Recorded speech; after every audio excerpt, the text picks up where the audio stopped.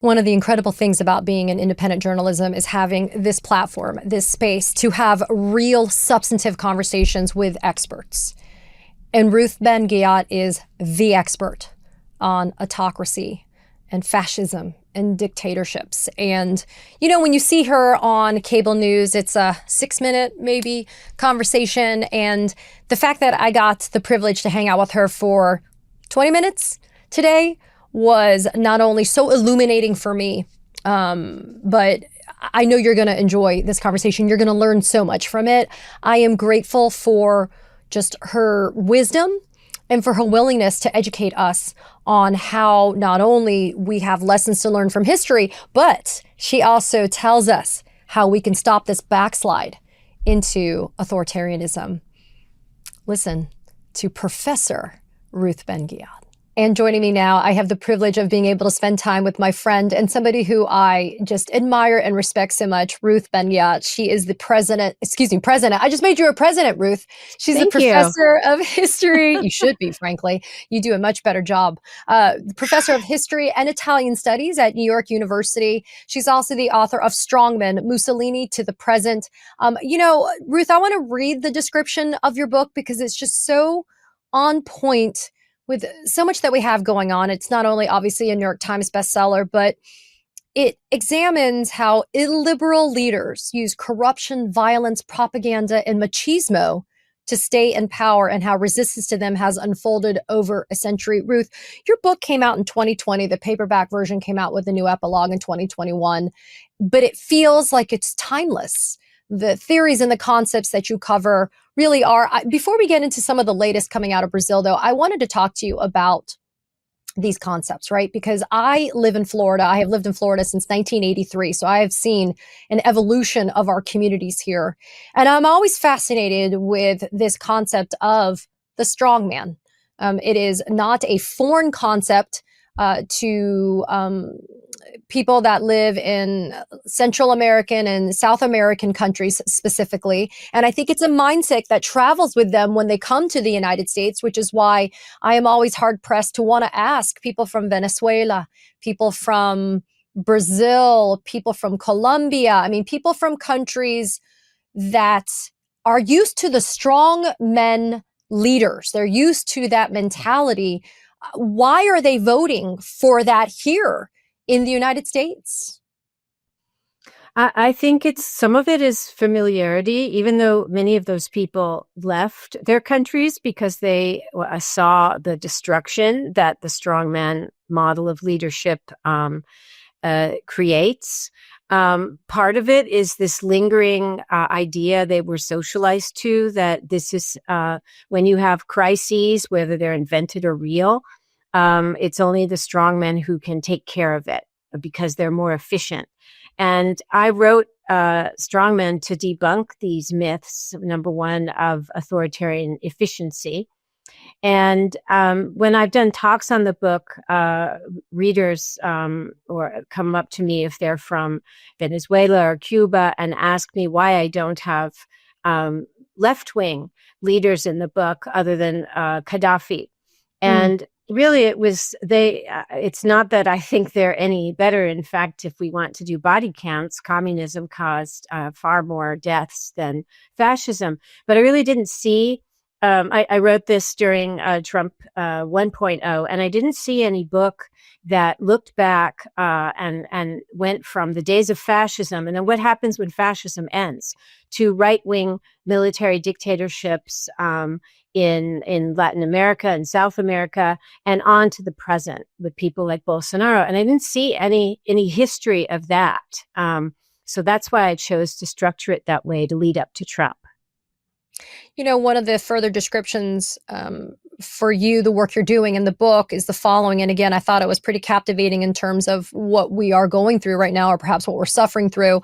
It says, ours is the age of the strong man, of heads of state who damage or destroy democracy, use masculinity as a tool of political legitimacy, and promise law and order rule, and then legitimize lawless behavior by financial, sexual, and other predators. They use propaganda, virility, corruption, and violence to stay in power. But your book is instructive on how they can be opposed. And I am always grateful for solutions, right? Because we can always, misery loves company. We can always commiserate together on the state that we find ourselves in.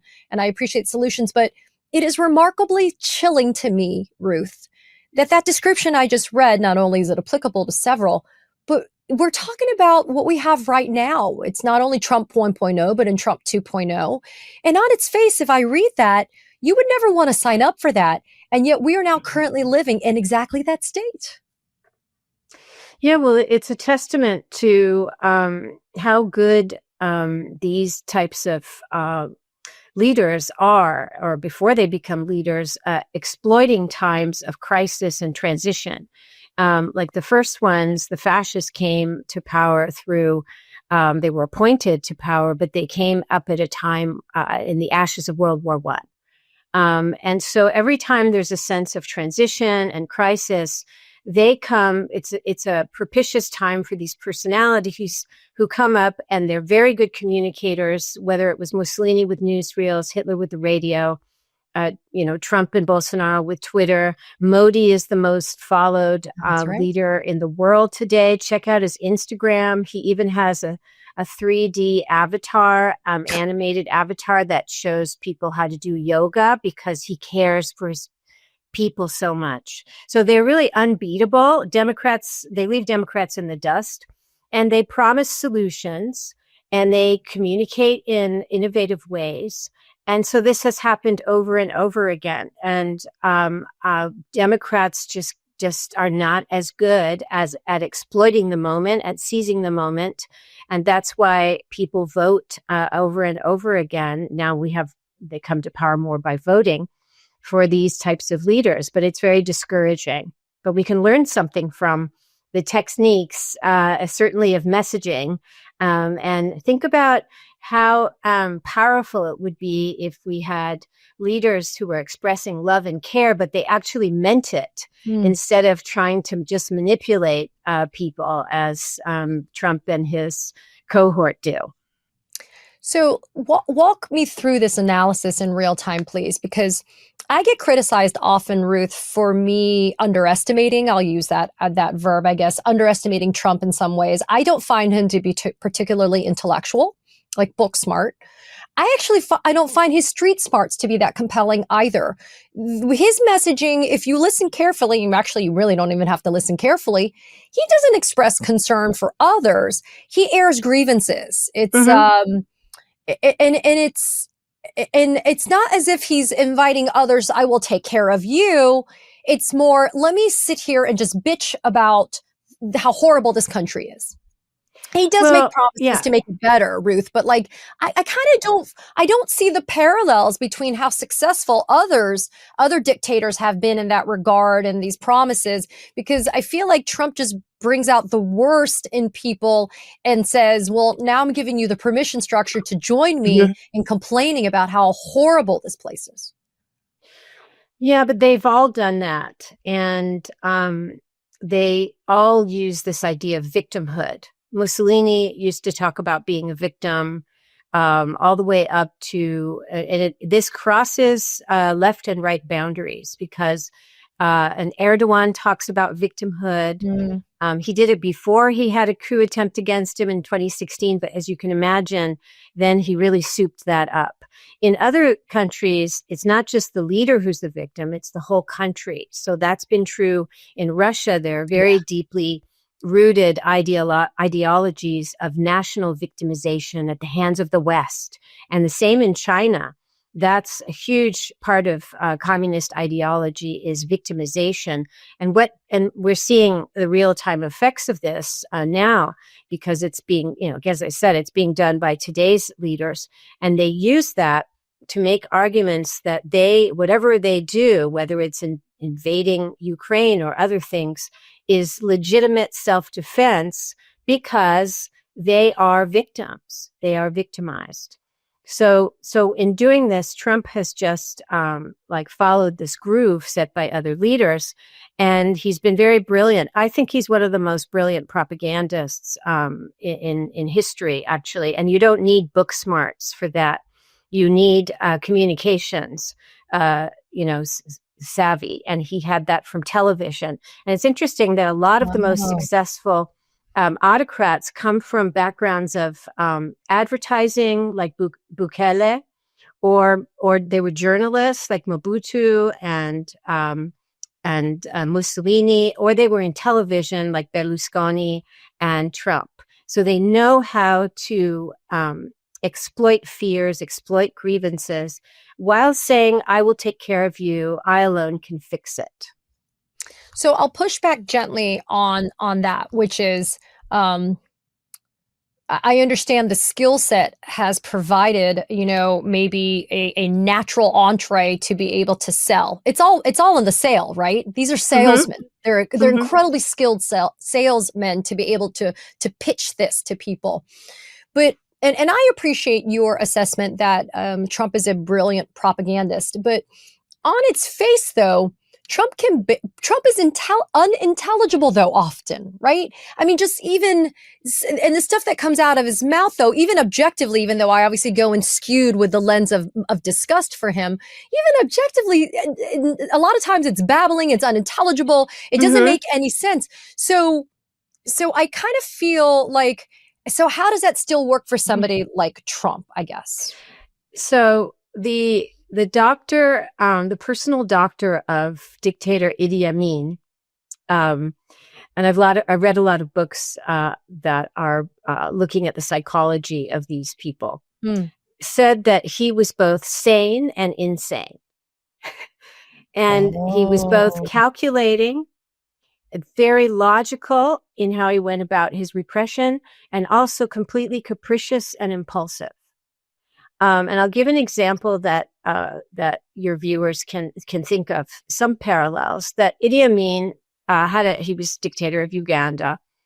He had a dream that told him he should kick all of the South Asian community out of Uganda. So the next day, because he's a dictator, he does it. All his advisors are like, no, they are the backbone of business and commerce. This will be ruinous.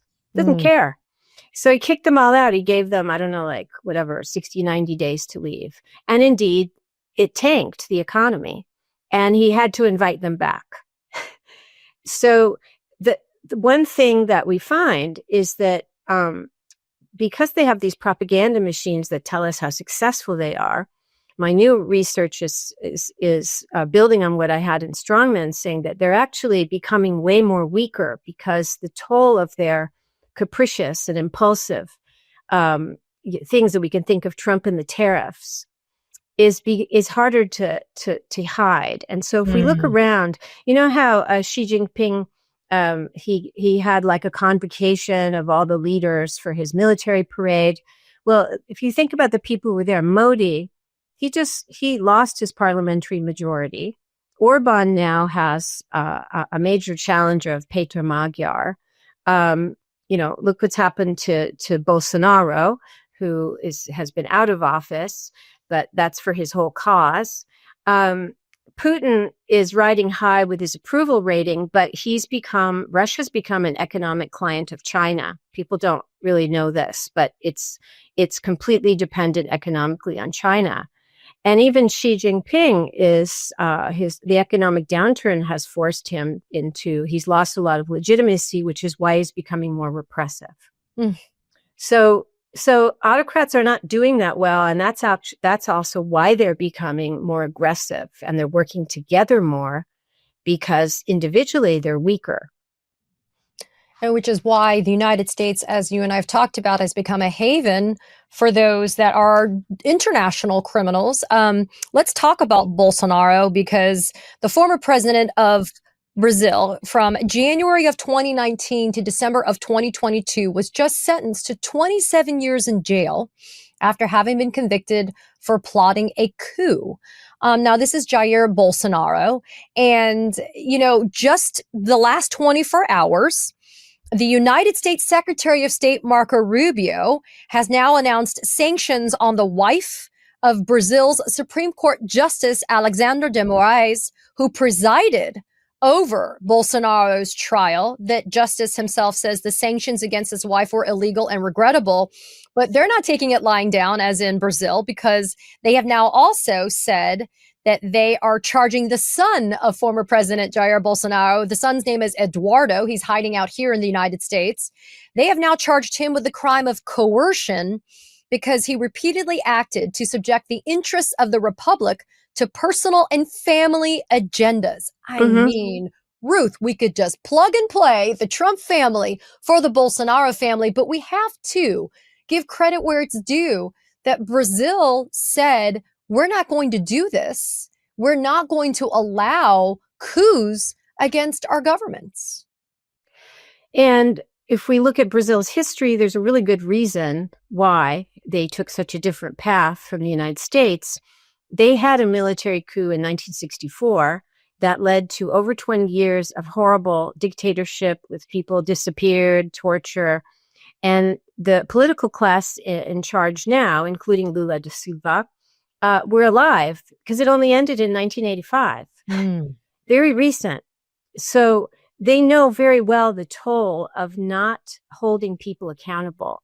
And new research by political scientists on how do you stop democratic backsliding? How do you stop this drift into authoritarianism? One of the biggest things is this kind of gatekeeping and accountability, all the things we didn't do, right, in the United States. So they have proceeded, not only did they immediately take a very wide frame at prosecuting people involved in the January 2023 insurrection in Brazil, where and this was a copycat of January 6th. That's right. And Steve Bannon, Jason Miller met with Brazilian officials to kind of school them on this. And who is the big liaison between the Brazilians and the Americans? It's Eduardo Bolsonaro, the son who was just charged. He was at the White House on January 5th, meeting with Jared Kushner and Ivanka, but he was there the day before our coup attempt. And so there's a long history. And so then when Bolsonaro was there was, threats to imprison him and charge him, or convict him, and have a long sentence. Eduardo actually came to the United States to lobby for retaliation of America. And this is all what we call personalist rule, where for a certain type of autocrat, policy becomes a personal affair, and the priorities of the family are supposed to dictate foreign and domestic policy. And what we're seeing here, and this is why the Brazilians are striking at Eduardo too, is an example of that.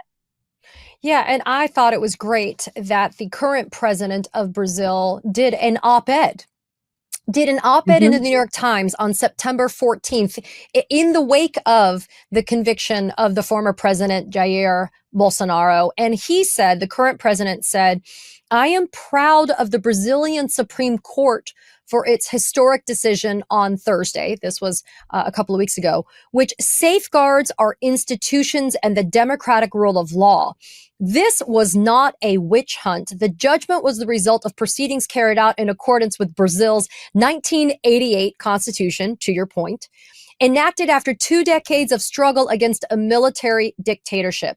It followed months of investigations that uncovered plans to assassinate me, the vice president, and a Supreme Court justice. Authorities also discovered a draft decree that would have effectively annulled the 2022 election results. I mean, Ruth, it gives me the chills because the parallels are so profound between us and January 6th and our insurrection in 2021, and obviously what happened in 2023 in Brazil.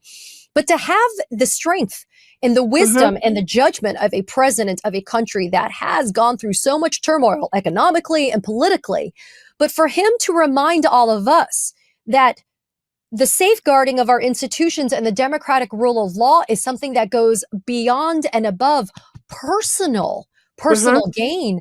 I mean, it is obviously something that we want to have here in the United States. So Ruth, again, we love to have solutions here. How do we regain our footing? This has only been 8 months of a Trump term 2.0. And, several of us feel like we're kind of on our back heels right now. Well, there's a good reason for this.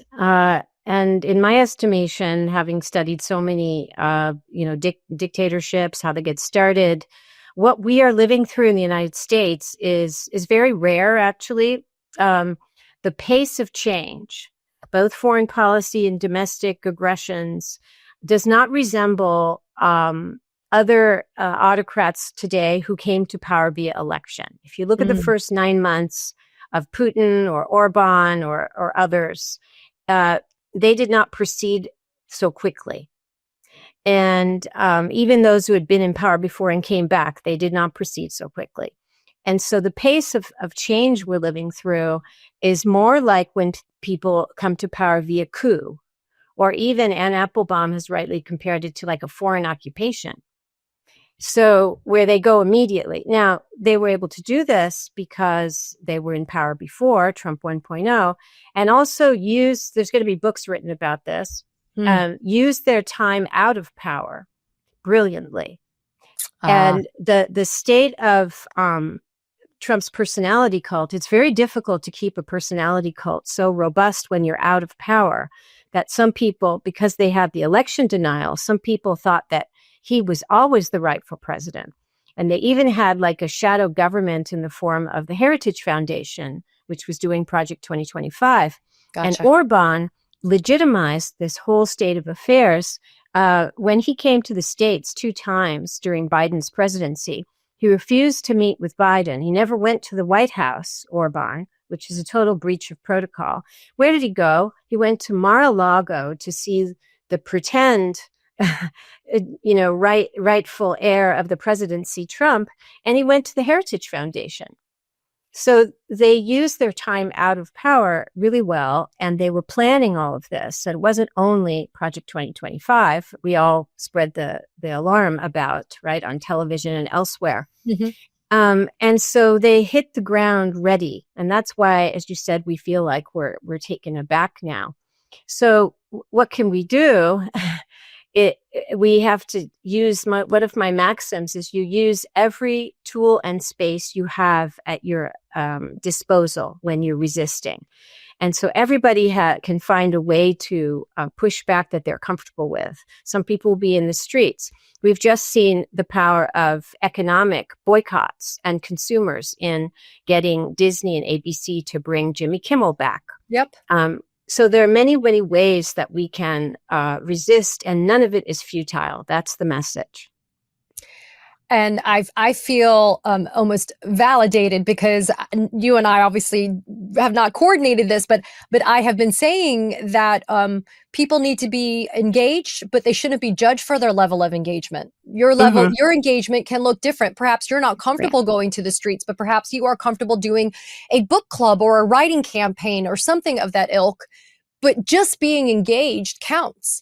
And that we are not here to judge what you are doing as long as you're doing something in the defense of and in the advancement of democracy. And so I feel if somebody as smart as you, Ruth, is saying that makes sense. And I feel, like I said, a little validated. Ruth, where can people follow you? You have an exceptional Substack. I feel spoiled that we've had the privilege of your time this way.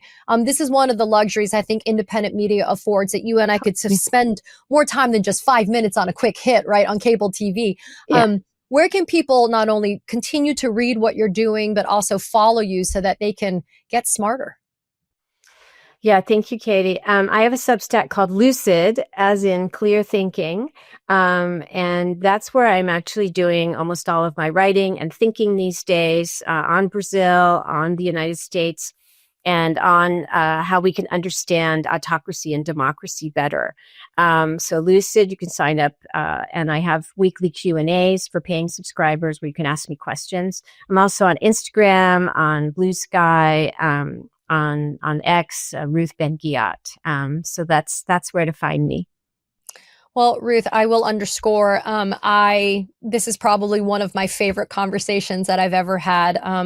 You bless me and others with your wisdom and your just the depth of your historical insight.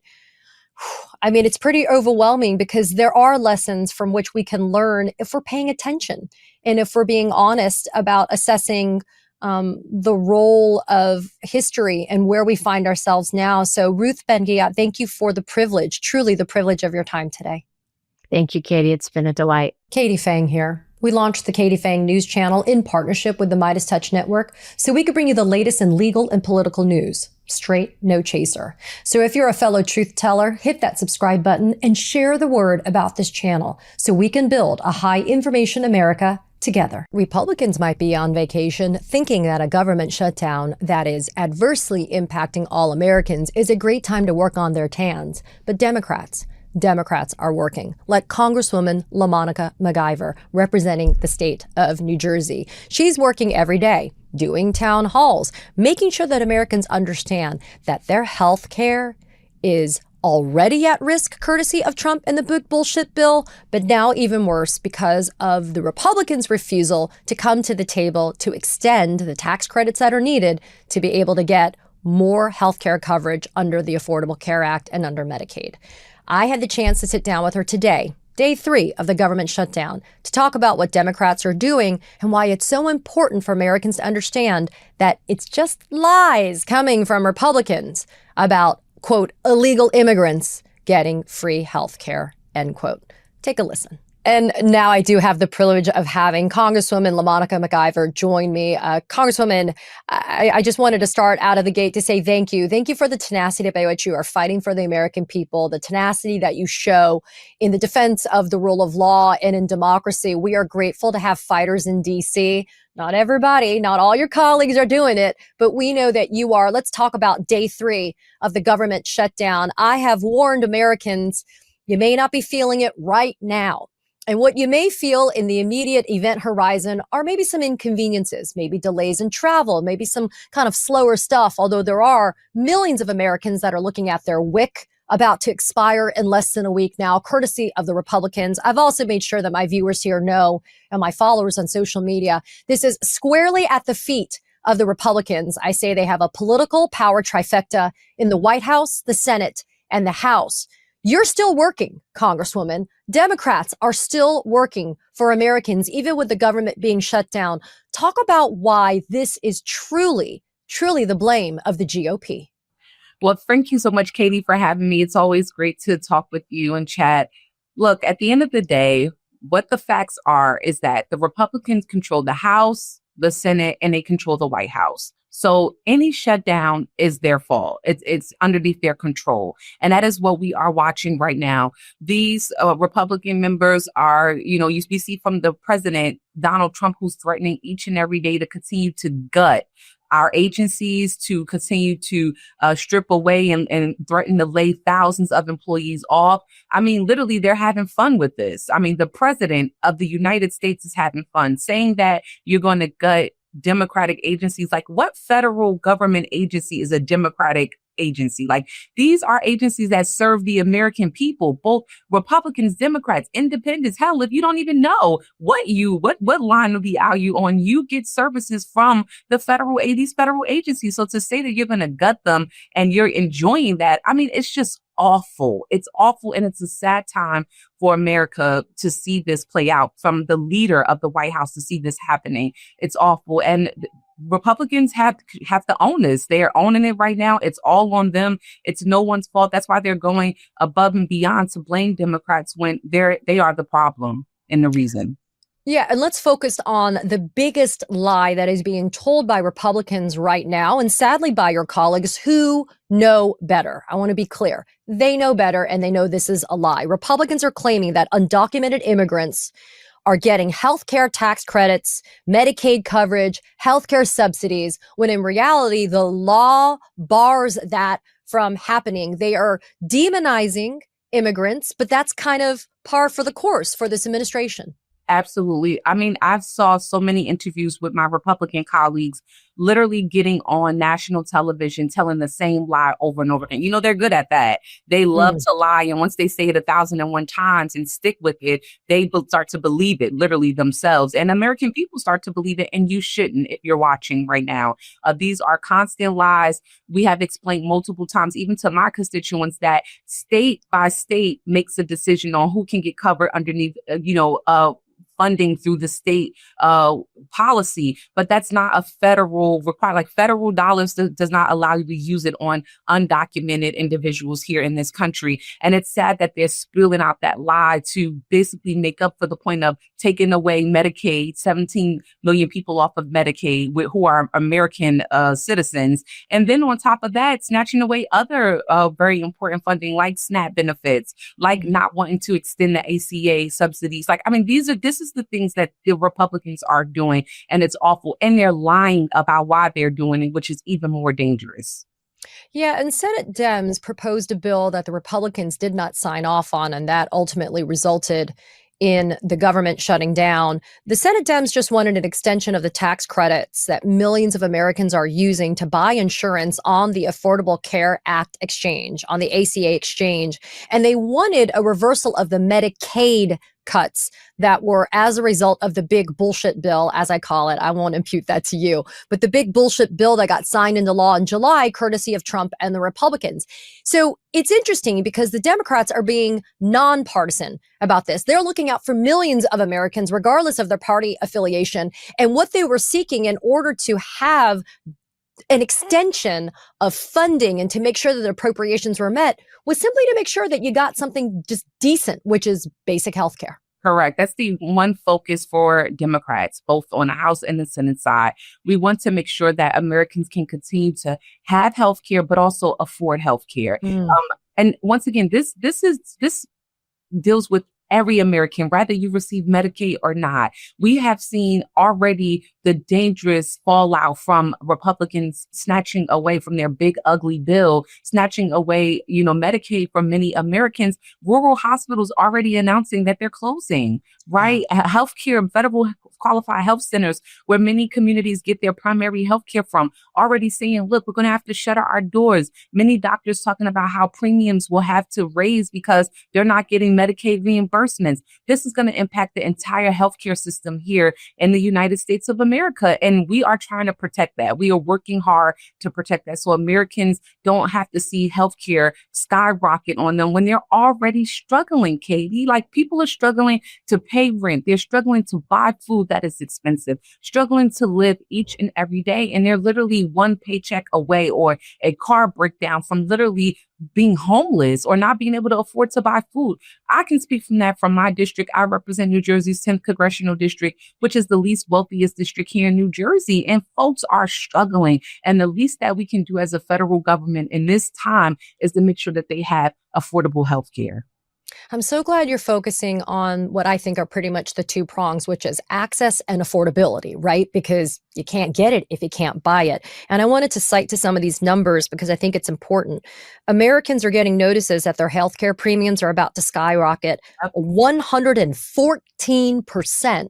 Yes. Courtesy of the Republicans not extending these healthcare tax credits. And these numbers really stopped me in my tracks. You got 15 million Americans at risk of losing their healthcare because of the Republicans cutting Medicaid and gutting the ACA. And then that also means 22 million Americans are going to see their premiums increase, like I said, by an average of 114%. So here's an example, Congresswoman, I thought was so key to go over with you. A typical family of four, which is kind of the norm these days, I think, in America. Say a typical family of four makes $125,000, which I think is a lot these days, right? Yeah. Their healthcare costs would increase on average $7,700. And in my state of Florida, courtesy of Ron DeSantis, of course, we got 4.5 million Americans at risk of losing their health care, with 1.7 million of them facing higher premiums. These are Americans. These are people that, to your point, are struggling to make ends meet some months. Courtesy of Donald Trump and the tariffs and this insanity that's going on at the hands of Republicans. How are people going to be able to afford healthcare? They're literally going to have to choose between getting healthcare they need and being able to put food on the table. Well, that is why I keep saying, Katie, that for a district like mine and many districts in the United States, many communities, it means life or death for people. right? Because if you're a family of four, you have to feed children, right? Your number one priority as You a gotta clothe parent them, is to everything. feed Yeah. them. You got to clothe them. You got to do all of Yeah. these things. And then say you get sick, right? Mm. The parent gets sick. I mean, they can get sick with cancer, right? They get a cancer diagnosis. You have to choose between if you're going to be able to pay for those cancer treatments versus taking care of your children and your family. 9 times out of 10, the parent's going to choose to take care of their children, which Of means they're course. going to put themselves to the back burner and be met with a death sentence for themselves because they can't afford the health care. And that is so many stories in our communities of folks not being able to afford health care, or even for the child that needs health care. We have so many families we've spoken to who benefit from Medicaid, whether they have a disabled adult child, or Yeah. their adult child's benefiting from getting Medicaid, from having self-sufficient, care. This is going to impact that tremendously. Americans across the board, Katie. And it's sad and it's awful in the richest country in the world that we are having this conversation, and we have people like the Republicans who just don't give a damn. They do not care, Katie. They are operating as business as usual, having a great time, sipping a wine on vacation somewhere, and not giving a damn about the people that they represent. And it's awful. It is extremely awful and Yeah, terrible. let me listen, and I appreciate you speaking frankly because I concur. I don't think they give a damn because they're not even in DC. They're not even working right now. To your point, they're sipping some Mai Tai somewhere, but you're working. You're doing a town hall this afternoon, which I Yes. was so happy to see. You are still working during this shutdown. You want to meet and hear from your constituents. It's a tele-town hall, which I think is great because it makes it even more accessible to people who can't physically go to the town hall. Talk about why it was so important to continue to hear from your constituents and hear from people in New Jersey about how this is impacting them. Absolutely. Well, I've been working obviously since the shutdown. I mean, literally working every day, but especially during now, I think people are extremely scared. My district is frightened on so many different issues that this administration has been doing. And I try to show up for them, right? The least I can do is be present, listen, and talk with them about some of their concerns. And that is what has been my focus, honestly, Katie, since January 20th, because that's just how stressful it's been for the people that I represent. And so we want to make sure that we are equipping people with as much information, as many services, connecting them to even other resources and organizations that are able to help them in these times. We have some people who are federal employees. They don't know what is happening. I mean, I don't have as many as a Virginia or a Maryland, but at the same time, I do have federal employees that are working here. And it's really awful to have them so stressed and depressed about the times that we're living in. And so we decided to have this emergency town hall today, a Tuggy Town Hall. I represent 18 cities. So we want to give people the opportunity to get on and listen to see what is happening. But it's really to inform them of what is going on. Because many people are like, government shutdown, what does that mean? Like, what's happening? Tell me, because it's so much. They are being consumed by the news of this president and these Republican leaders every day that they're like, what the hell is going on today? And I want to make sure they have the concrete information that they need to, move along in their daily lives and be engaged and informed. Yeah, and I was also pleased to see that your website is providing shutdown frequently asked questions and resources, which I think are important to be able to dispel and quell any fear or misinformation or disinformation, and to also help people.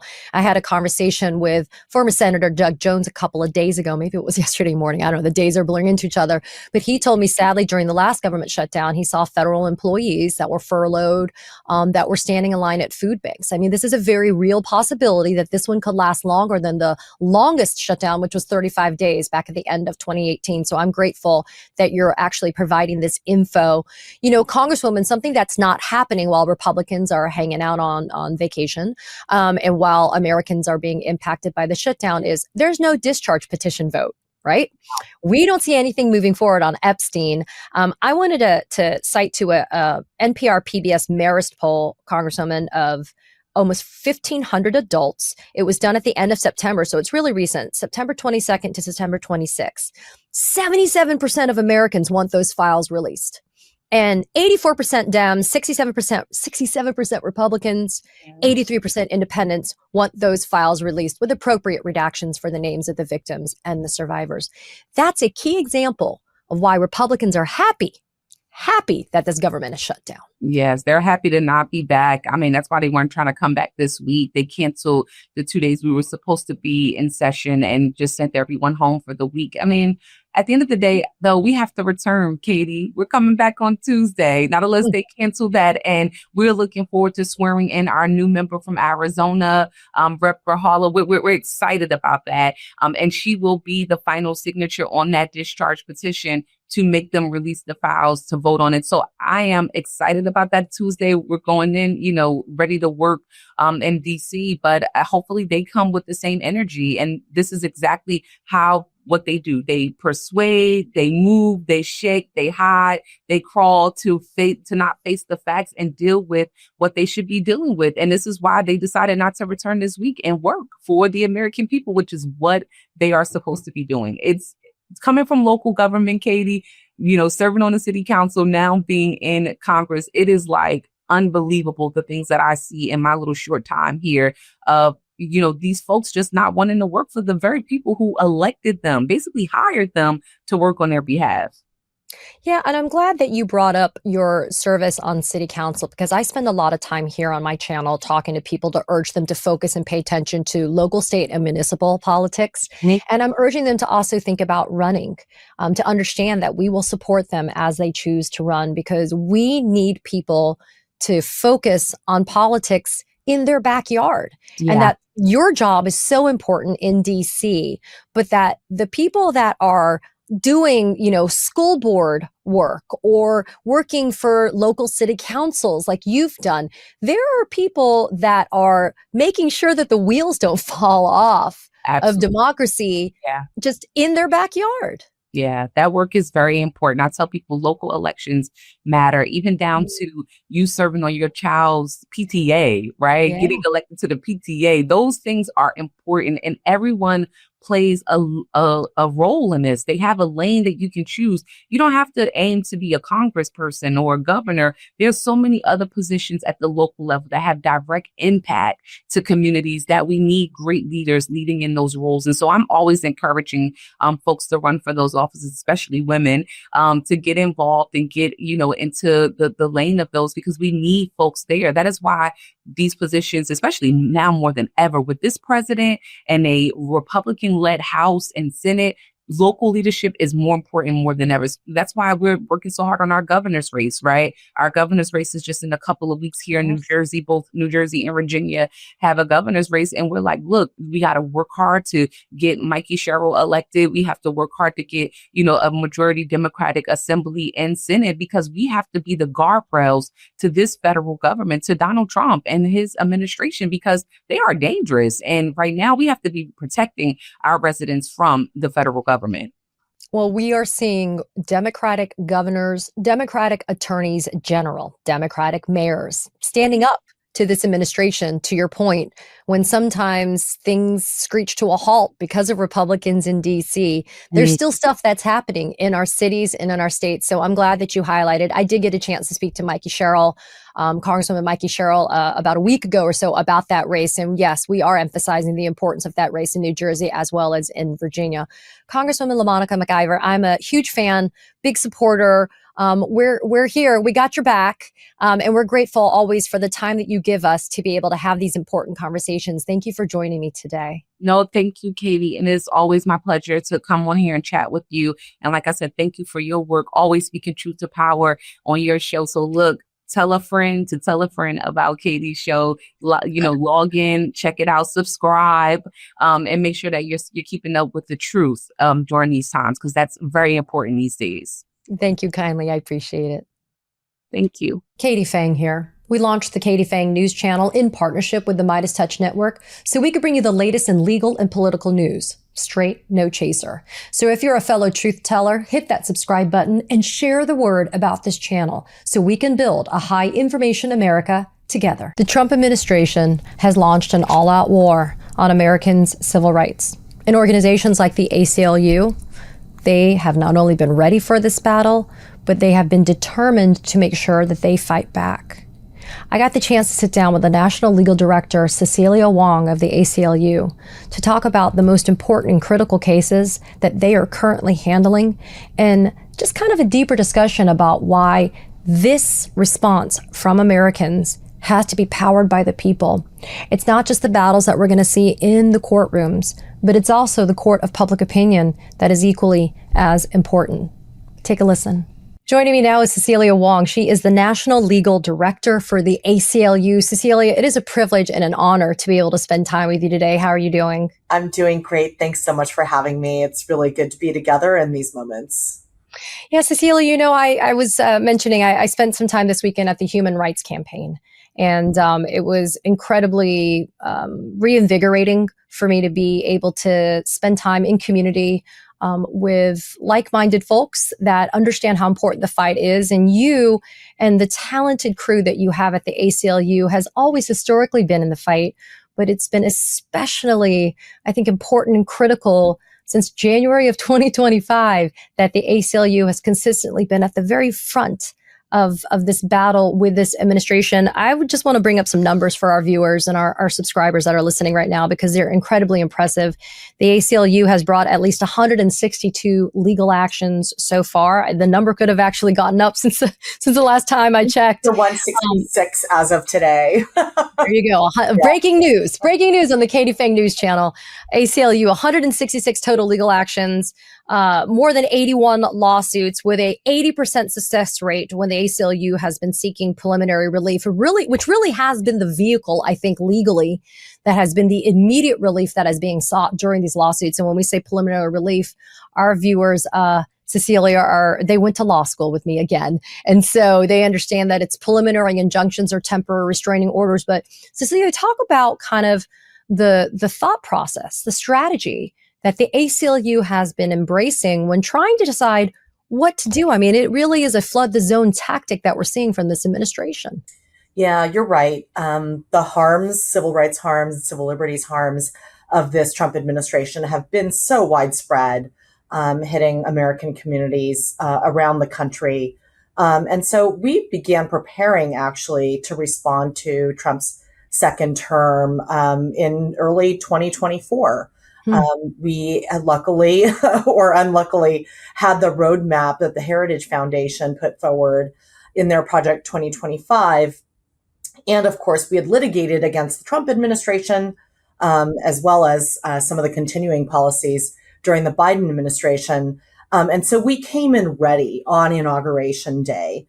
And our plans basically were to challenge fundamental violations of people's civil rights and civil liberties. There are a lot of other nonprofit organizations out there, but at the ACLU, with our over 100 years of track record, we really wanted to prioritize going after those Trump administration policies that are illegal, that violate statutes enacted by Congress, and that violate people's constitutional rights. So starting on Inauguration Day, we filed our first lawsuit challenging Trump's executive order that seeks to bar birthright citizenship, right? The first of many actions by the Trump administration that are really attacking Reconstruction, the end of the Civil War, the idea that all Americans are citizens at birth in this country and have equal protection of the laws.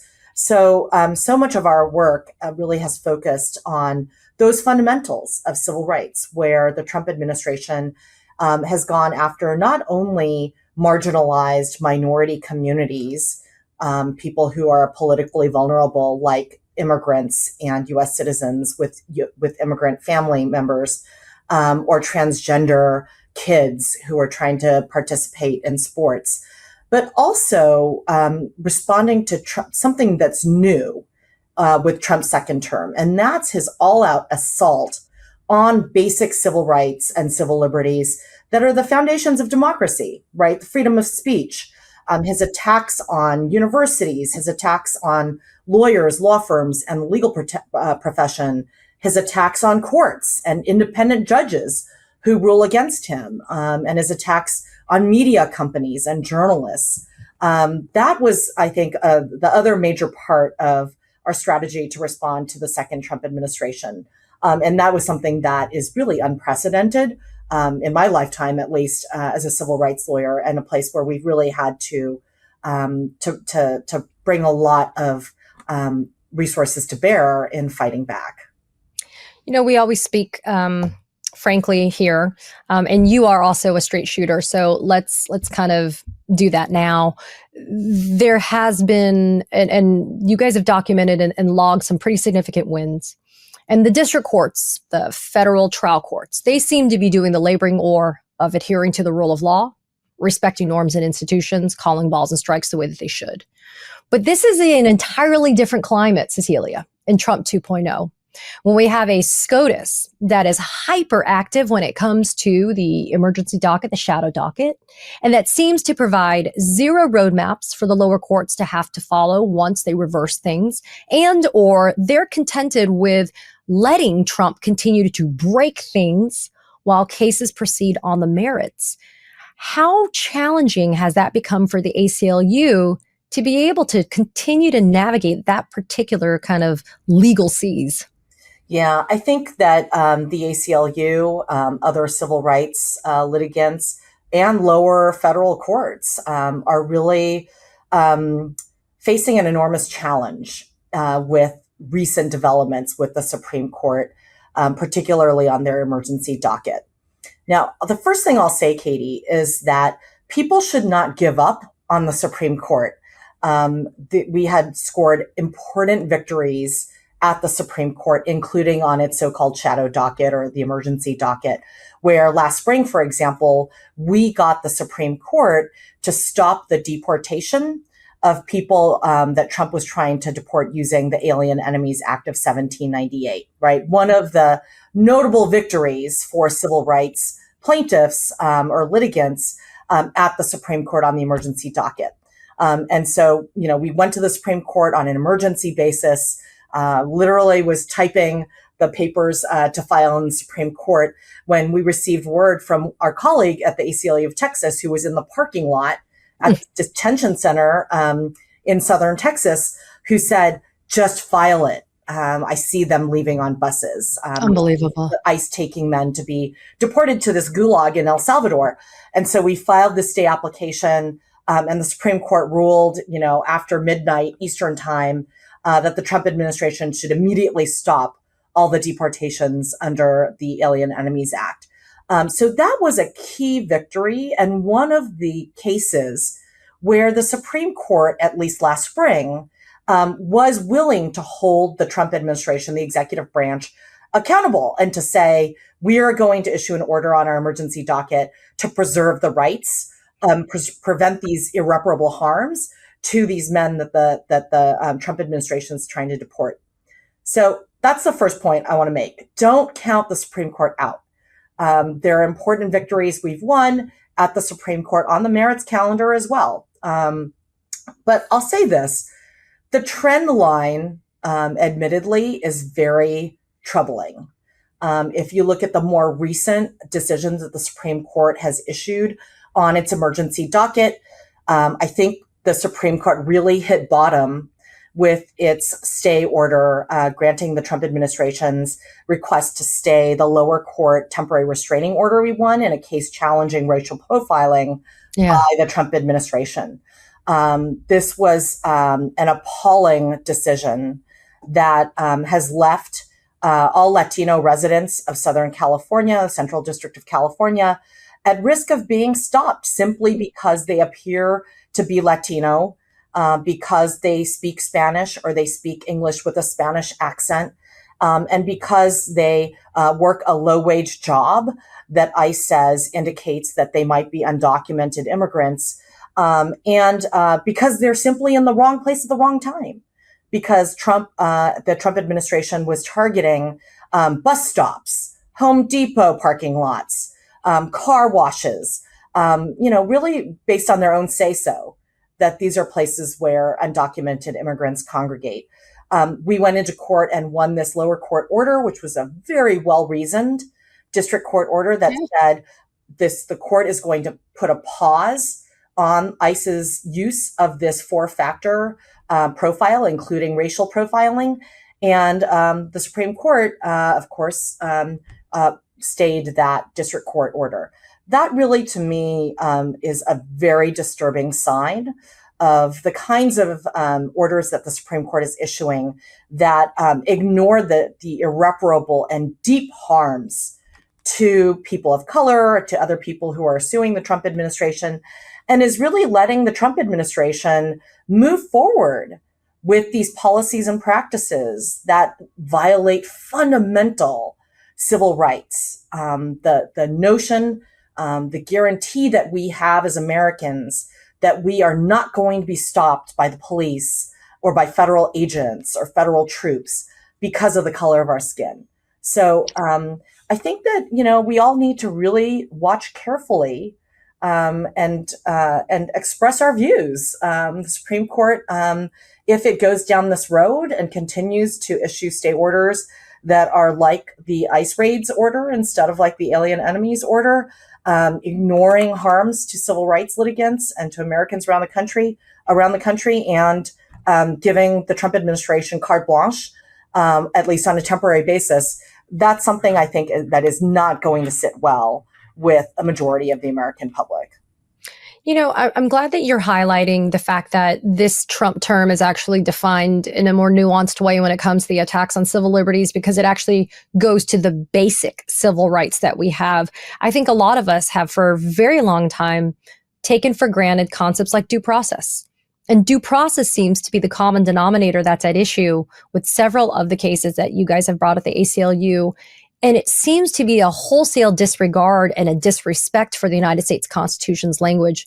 The irony doesn't escape me that Republicans, especially and the right, love to talk about how leftist judges are activist judges or leftist liberal lawyers are disregarding things. And yet the reality is there has been a wholesale disregard for the strict construction of the United States Constitution's language and what it guarantees for all people, regardless of citizenship, for example.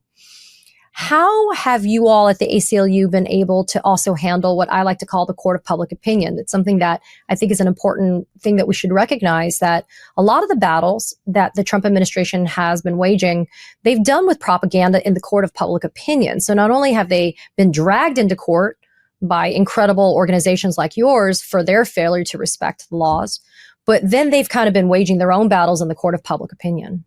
That's right. I think that the Trump administration has really been pretty shameless about asserting, their messaging frame around so many fundamental civil rights and civil liberties in order to play a game of us versus them, when what we're really trying to do is uphold the rights of all. If, you're someone that the Trump administration considers disfavored, this is now includes, as I said, not just politically vulnerable minority groups like immigrants and mixed status families in the US, but also powerful institutions like Harvard or the University of California, my alma mater. And I think what's really important is that, as you say, litigation has never been the be all and end all. I'm a Californian. I always like to use this wildfire analogy. If there's a wildfire approaching your neighborhood, you can debate, all the reasons why, we let the forest grow uncontrolled, or, there are all these reasons why policies got us to this point. But you've got to go put out the fire, when the fire is threatening your home. And that to me is emergency litigation. When we go into courts now in 83 different lawsuits, when we go into the courts and say, please give us a temporary restraining order, please give us a preliminary injunction. We now have an 80% success rate where we've asked for that kind of preliminary relief. That can't be the end of the story. Whether or not the Supreme Court ultimately takes the case and affirms lower court rulings that we've won, it's really important for people around this country to raise their voices in peaceful protest, and for state and local officials around the country who are standing up for civil rights to get the support of the people.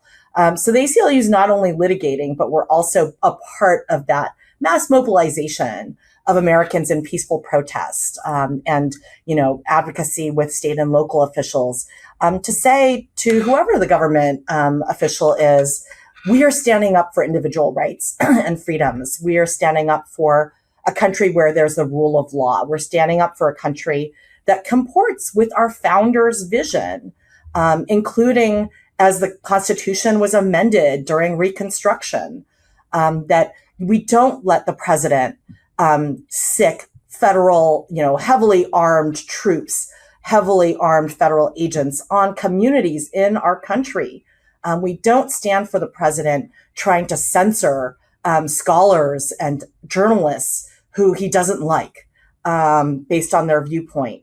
On June 14th, there was the mass protest around the country. Over 5 million Americans participated in that No Kings protest at 2,100 events around the country. And we're part of the coalition of organizations that are organizing a follow-up No Kings mobilization on October 18th. So I think it's, the federal courts, including the Supreme Court, as you know, as a lawyer, a fellow lawyer, they call them as they see them. They're deciding, they're interpreting statutes, they're interpreting the Constitution. But the reality is that the Supreme Court is, its legitimacy is really being eroded by its unreasonable decisions, and it's leaving American communities vulnerable to the unlawful whims of the executive branch. And I will make a huge difference and follow up our litigation wins with the voice of the people, who ultimately are going to be responsible for the direction of the government of this country. I've been pushing people to go to nokings.org to sign up for October 18th, because No Kings Day 2.0 is another critical part of what the mobilization efforts look like. It's not just the battles that we go and we fight in court. It's also the kind of taking it to the streets to show this administration we're not going to take it lying down.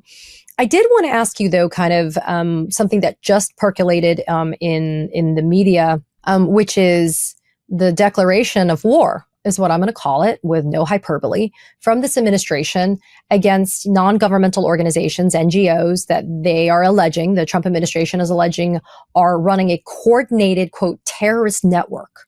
And I mean, that language is so inflammatory in and of itself. I'm always loath to use it, Cecilia, but they are targeting NGOs, people, lawyers, I mean, you name it, that are doing what the ACLU does, fighting for the basic civil rights of all Americans.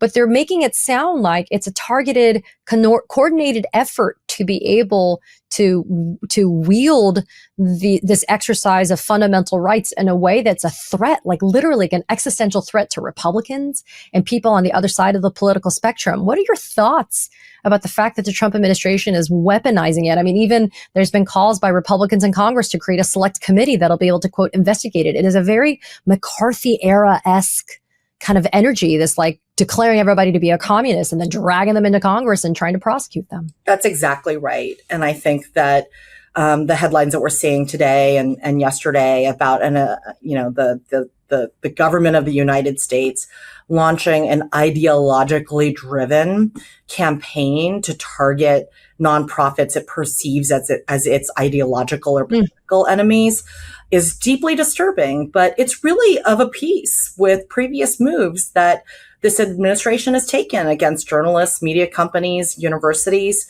And I think the real fear that I have is that simply by making these pronouncements, President Trump and other Trump administration officials are trying to chill and censor the right of Americans to dissent, to oppose his policies, whether through direct advocacy or through raising their voices in peaceful protest.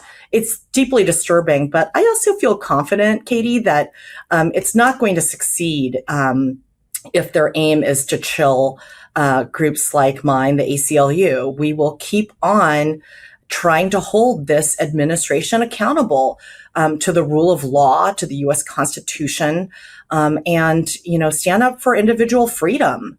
I think it's frightening that in only about 8 months' time, 7 or 8 months' time, our country is becoming increasingly unrecognizable. With masked, heavily armed, militarized federal agents, National Guard being sent into communities, often, apparently because the Trump administration has, a political or ideological vendetta against local leadership, local elected officials. And I fear that, litigation, I don't fear that. I know that litigation is only one piece of our overall response, the response of the American people to say, we're not going to let, any one administration, any one federal official, take our rights away, take our freedom away, and make our country unrecognizable. We believe in the rule of law, and that no one is above the law, including the president, including the Secretary of Homeland Security, and these federal agents and federal troops who, I'm sure to their chagrin, to many of their chagrin, are being deployed against the American people. We're living in incredibly dark times, Cecilia, but there's one thing that is, I think, a very apropos adjective to describe the ACLU and the work that you and so many others are doing there. It's perseverance. No matter what headwinds the ACLU faces, you all persevere.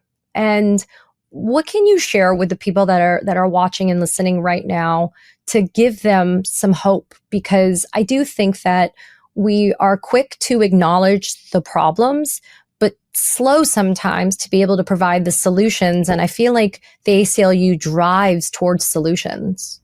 Thank you for saying that, Katie. We work hard to drive towards solutions and to take concrete steps to hold the government accountable when it violates people's rights.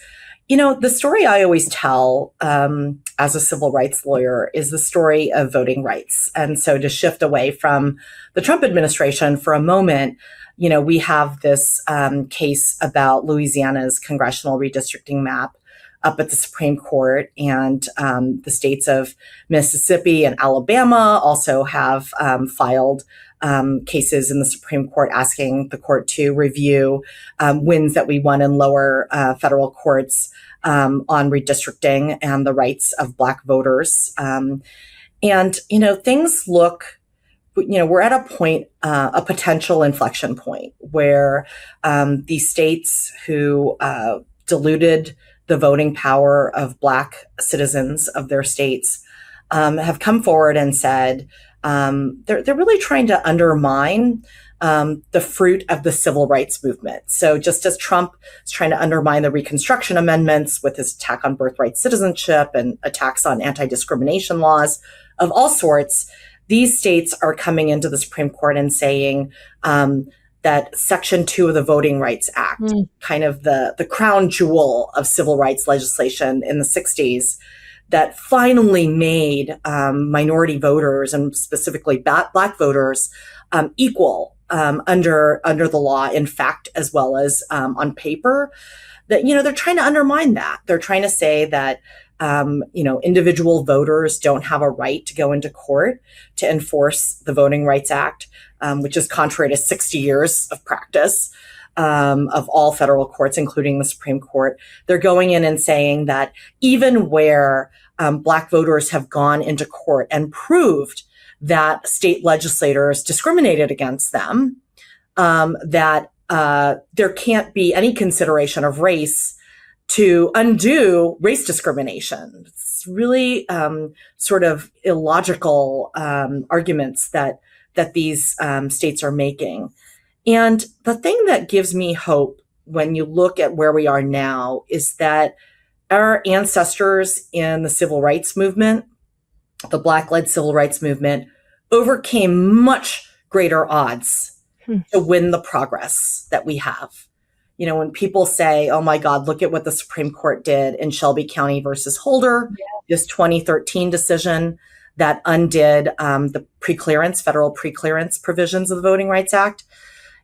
It took our opponents, those who were trying to turn back the clock on the civil rights movement victories, 50 years, right? From 1965 until 2013 to knock out that piece of the Voting Rights Act. And now they're trying to knock out another piece of the Voting Rights Act with Section 2, like the core of the Voting Rights Act.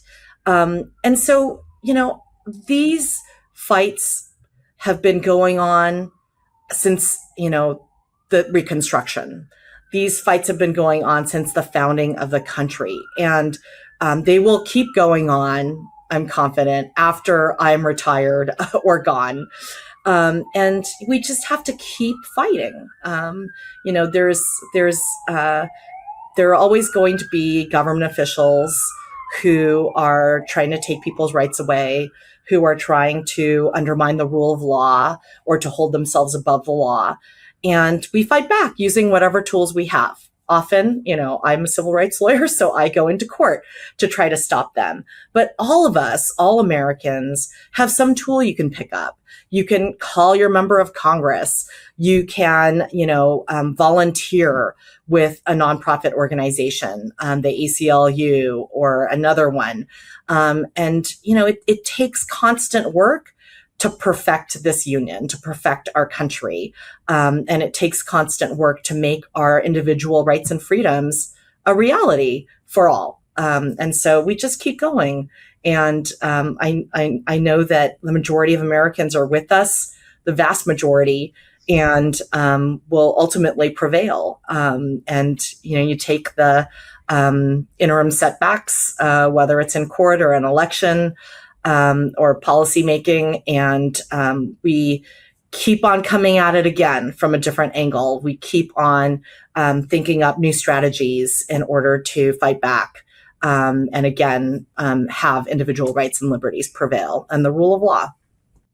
How do people learn more about the ACLU? How do they support the cause? How do they continue to show that they appreciate the work that your organization has been doing and continues to do?